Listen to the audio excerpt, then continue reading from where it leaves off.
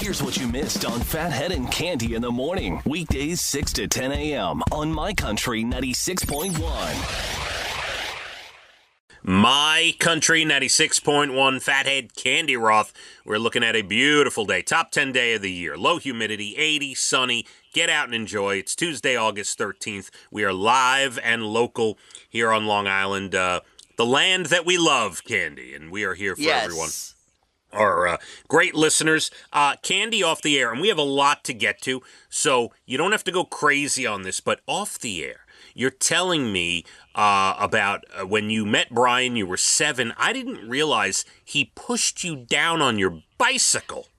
I was riding my bike. He was riding his bike. Ellen was riding her bike, and he came up on me and, knocked me off my bike and then said, "Don't ever ride your bike on my street again."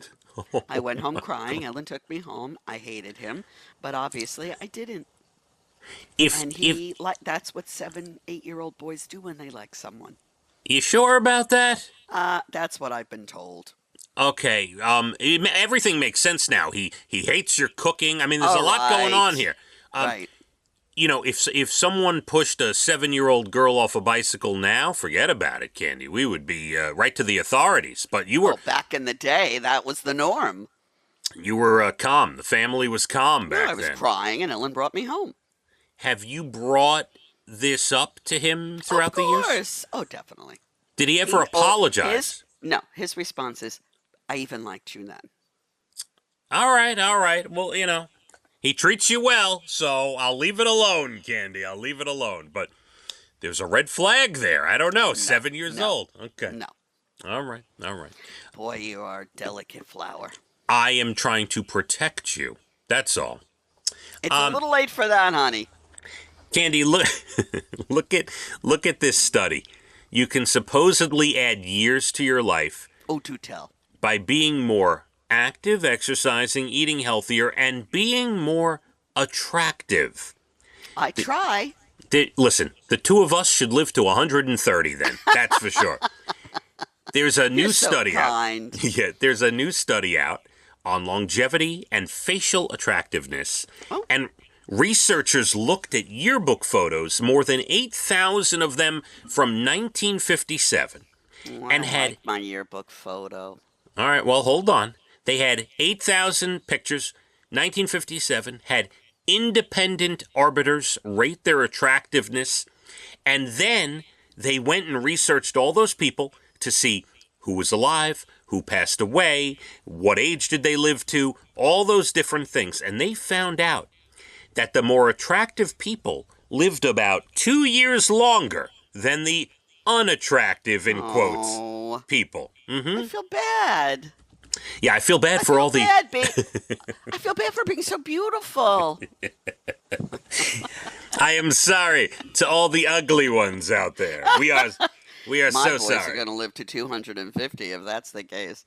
They are beautiful specimens, your sons. Yes. Wonderful. I have to agree with you.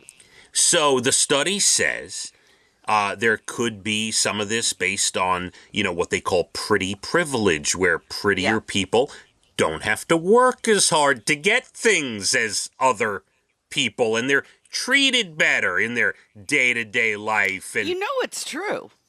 Oh, there's definitely a bias. We may not be amongst those people. We're not one of the real beautiful ones, but it's true.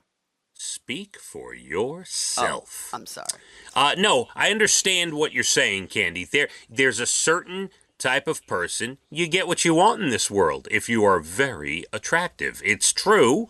There's no denying it. I read an article years ago that Brad Pitt's mother said, "Yeah, you're extraordinarily good looking, but that isn't going to make your whole life. You can go on it for now, but not forever."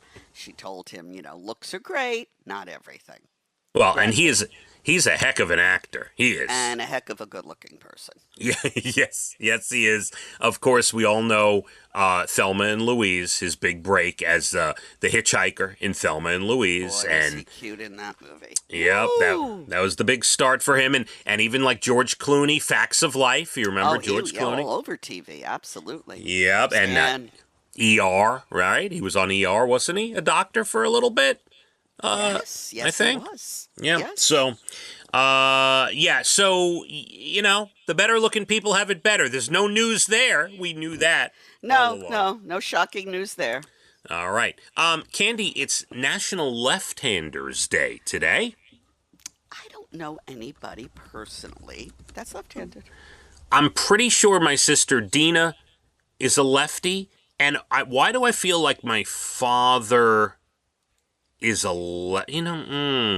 because we used to play catch all the time, and I could never use his mitt. I don't know, I'm having this thing that he's a lefty for some reason. You can't remember if your father's left-handed or right-handed? I think he is a lefty, but I can't remember. Anyway, right. Here are things that are made for righties that are like the worst things for left-handed people.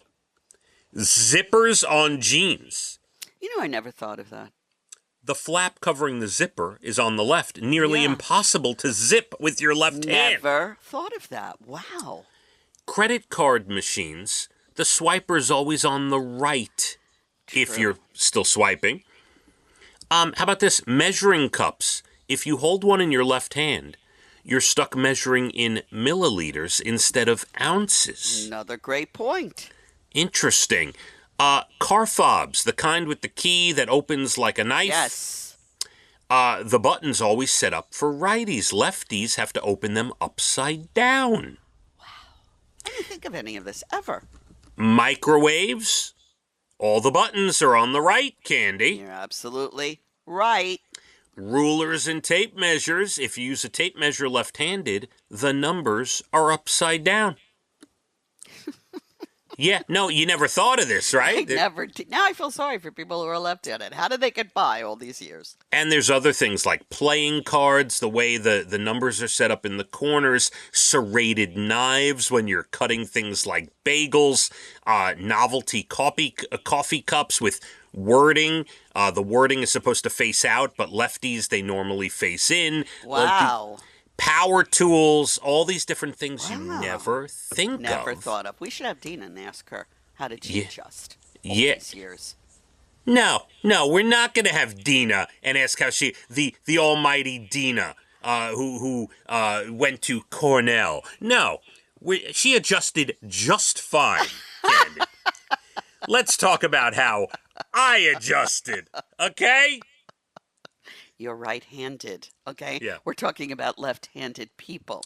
Yes, but I'm 51 and I still have issues, so please. Oh, All right. What other national days do we have here? Please, it is give me something. National Prosecco Day today. You have Prosecco? Do we drink Prosecco? Occasionally, yes. All right. That's an alcohol, right? A liqueur? What is that? It's like a champagne-y kind of drink. It's the Italian champagne, like everyday champagne, let's say. All right. And last one, only two I got here for you. It's National Filet Mignon Day today. I've been craving a little petite filet mignon. Might have to go to Costco today and get some of that. What if you get it, but you have Brian cook it? Of course, please. Yeah. Ruin an expensive piece of meat. Yeah. Oh, no, he. That's a great idea. I think I'm going to do that today. Yeah, do it. Wait, I got a sniff, Candy. Hold on. Oh boy. I don't know if it's allergies or a little Well, cold. is your throat hurting you? Do your ears hurt? No, Are you particularly thirsty? No, no, I'm All right, then not you're fine. really. Move Thank on. you.